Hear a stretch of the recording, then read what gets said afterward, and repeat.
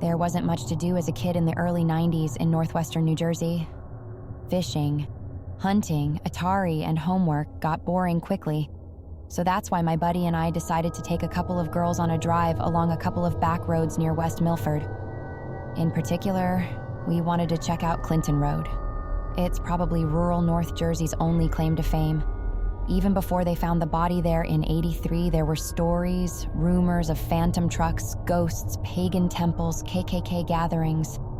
We didn't take them seriously, not really, and planned to set out on a cold Saturday in January, right before school started back up. I remember. It was 6 a.m, and my little brother Brian was up to watch cartoons. There was a new, never-before-seen episode of Recess that day, and the first gag. I remember that pun, that animation specifically, and it actually made me chuckle a little before I headed out to my job at the gas station. "Hey, big bro," Brian said. "Get me some kicks, will ya?" I stopped with my hand on the door, rolled my eyes. Then I got Brian his kicks, ruffled his hair for being a pain, and got to work. My best friend, we'll call him Jim, showed up around 5 that evening with his big, rusty red pickup truck. He said the transmission was giving him some trouble and the oil needed changing, and I gave him hell for that. What if we got stranded way out there overnight? "Well," he said, "I got an extra gas can in the back. Besides, the cabin's only so big, and we'd have to share body heat to stay warm. And the best way to share body heat is when your clothes are off." And then I socked him on the shoulder, we laughed, and set out to get the girls. We got to the intersection of ClintonRoad and Route 23 at exactly 5:42 p.m. per his truck's clock, or 5:41 p.m. per my watch. I remember, it kind of annoyed me at the time. So I asked Jim if I could reset it. He said sure, so I tried. But the buttons to change the time didn't work. Maybe I wasn't pressing them in hard enough, or maybe the contacts were broken. To this day, I don't know. We took the sharp right turn onto ClintonRoad. I glanced at the girls in the back seat and leaned in to whisper to each of them. "All right, ladies," I said. "Get ready. This is going to be a wild ride." I laughed, thought it was kind of a funny, cheesy line, but they just clammed up and kind of cringed away from me. So I got back in my seat and looked down the front of the road. If you've ever driven down a lonesome road like that, you know what it's like, especially when it's cloudy and overcast. There's no light at all, and when the trees press in around you like that, you can hardly help but imagine what might be out there, lurking in the shadows, looking at you. And the worst thing about ClintonRoad is that there are all these sudden curves. One minute you're doing a steady 50, the next minute you've got to slam on the brakes and wrench the wheel just to stay on the road. Jim did this maybe 2, 3 times before I realized that just how much my teeth were chattering. "God damn it, Jim," I said. "Doesn't this bucket of bolts have heat?" "Yeah, man," he said. "Why don't you turn it up some?" So I reached over to do it, but when I did, I noticed, wait a second, his clock read that it was 5:43 p.m., and we'd been driving for, I don't know, 10 or 15 minutes at least. Besides, my watch said, that was weird. My watch was dead, totally dead. The hands were kind of limp and flopping around inside the face. Whatever. An annoying coincidence. My watch broke and his clock was running super slow or something. I reached toward the heating control when Jim screamed and yanked the steering wheel. My face smacked into the gear stick. I sat back up, swearing and grabbing at my nose. Couldn't hear myself think. Jim and the girls were shouting so loud. "Did you see that? Did you fucking see that?" Jim kept saying. It was right there and I almost hit it. Oh my God, did you see its eyes? "Calm down, Jim," I said. The girls were still shrieking. There was no use in trying to talk to them. "What the hell are you talking about? It was right in the middle of the road," Jim said.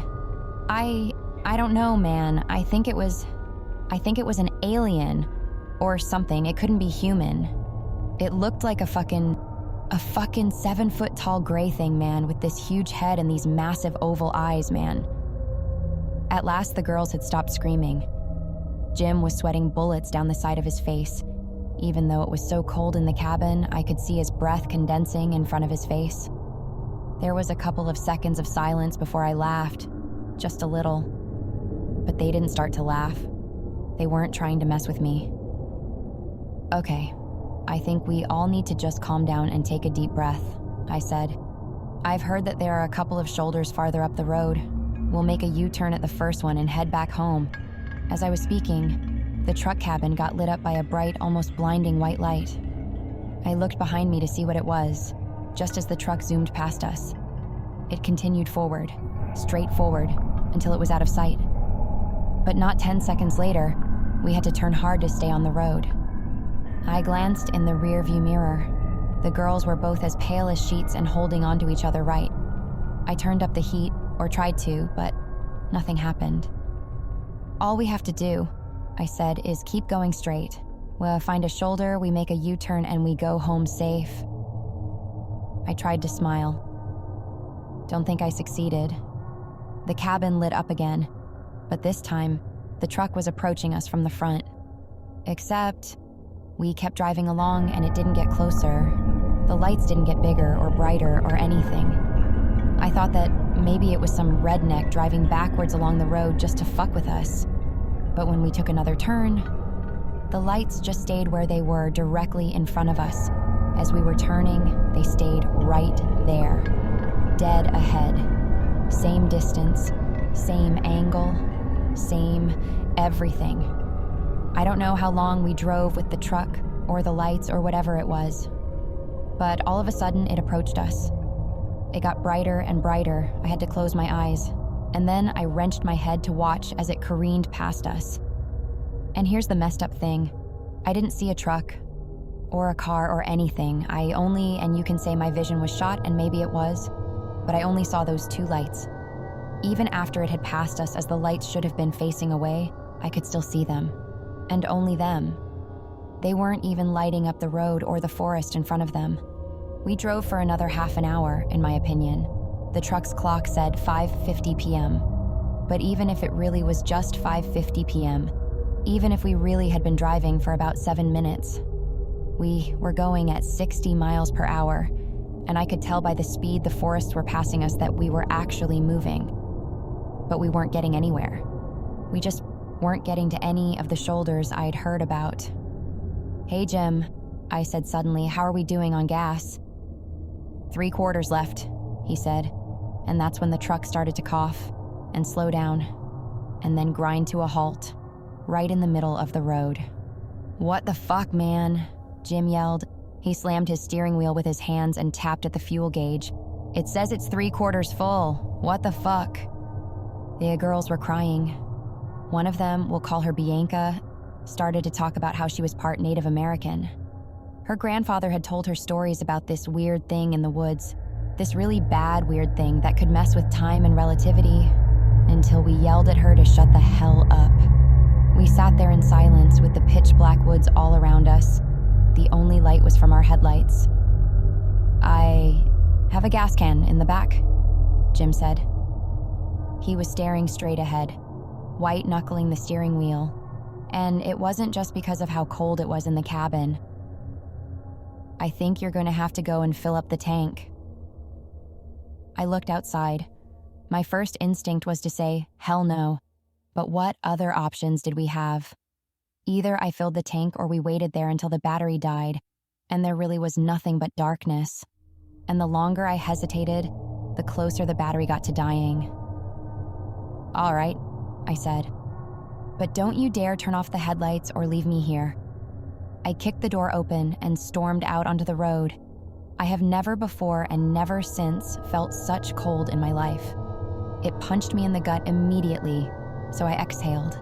And when I inhaled, my lungs were chilled from the inside. I felt something watching me. I swear to God, I felt it. I thought it was behind me, so I put my back up against the pickup and sidestepped, staring out into the forest, and felt around in the bed for the gas can. I found it, popped open the fuel lid, and began to pour. 1/4 of the can in, half, another quarter. But when I heard a weird hissing, sort of slithering sound, I fucking threw the can to the ground and jumped back in the truck. And we started to drive. Looked over to the fuel gauge to see if I'd at least filled the tank. But the gauge showed 0. The low fuel light was on and everything. But we were still driving along without a problem in the world. "Let's make a U-turn right now," I said as we rounded another curve. "We must have gotten off ClintonRoad somehow. If we turn back though, we're sure to find it again." "Yeah," Jim said. "Yeah, all right, let's do that." He slowed down, then turned the truck around in the middle of the road. We started to drive again, but that curve, that left turn we'd just taken, we didn't hit it again. We didn't hit any turns again for a long, long time. I just stared straight ahead. Stared as if that would help us. Eventually, the girls fell asleep, clutching at each other. I guess it was so cold that they just passed out. Hours passed, at least by my judgment, which I didn't trust at all by that point. I had my hands in my coat for warmth, but still my teeth were chattering. But Jim just kept driving. Just kept driving. "Hey, Jim," I said eventually. "You want to be a doctor, right?" "Yeah," Jim said.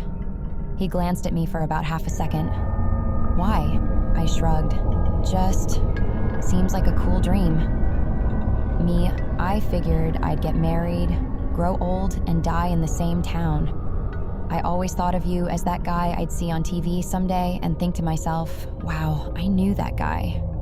Jim smiled. "Well," he said, "there's nothing wrong with a simple life, as long as you're happy." We both started to laugh then. It wasn't a happy laugh. Nothing about our conversation was happy. We were just having it because we were preparing ourselves to die. "Fuck it," I said. "Let's make another U-turn. Maybe we'll get somewhere eventually, maybe." He turned the truck again, and not 2 minutes later, we hit a right turn that we'd never made before. I fell asleep myself after that. It felt like a long time, a real long time. But eventually, I woke up to Jim's voice. He kept whispering my name out of the corner of his mouth until I came to. "Yeah, what's up?" I said, rubbing my eyes. "Shut up," he said. I've never heard a voice like that before. It was quiet but intense, angry but terrified. I stopped moving my hand right where it was and kind of cracked my eye open, peeking at Jim. His eyes were wide open and bloodshot. "I'm not going to turn my head to spook it," he said, "but I think it's right next to me." My heart skipped a beat. As slowly as I could, I turned my head and looked past Jim. And when I saw the thing pressing its face and its hands and its pulsating pale mouth against the window, I screamed. I tried to jump out of the truck without taking my seatbelt off, but Jim wrenched the wheel and we crashed long before that. Sky ground, sky ground, sky ground. We must have rolled 6 or more times, tearing through bushes and trees, pieces of metal flying everywhere. When we stopped, we all got out and ran. I smacked into a tree. Then I held my hands out in front of me for all the good they did and kept running. No idea where everyone else was, no idea where I was going, or when. I just ran, right into a road. And then the lights came back, the bright, blinding, disembodied lights. And then there was a horn and a squeal of tires. I jumped out of the road as the 18-wheeler careened past me. The others caught up with me, and together we realized we were back on Route 23, and the trucker that passed us. He hopped out of his cabin, swearing up a storm until he saw that we were chalky, sweating, crying. He asked what we were doing out so early. And then I looked to the east and saw the first light of twilight, peeking over the horizon. I just shook my head and asked if we could have a ride home, and thank God he agreed. I was the last one to get dropped off, and I got home just as Brian thundered down the stairs to watch cartoons on the TV, but on a Sunday. "Hey, big bro," he said. "Get me some kicks, will ya?" At least, that's what he says he said. I didn't hear it. I was too busy watching the TV, the cartoon Recess, no, not that joke. No. The phone. Jim was calling to make sure I got back okay. No, Shut the fuck up, man. I'm not okay. Look outside. Open your fucking window and look in your driveway and tell me what you see. It was his big rusty red pickup truck.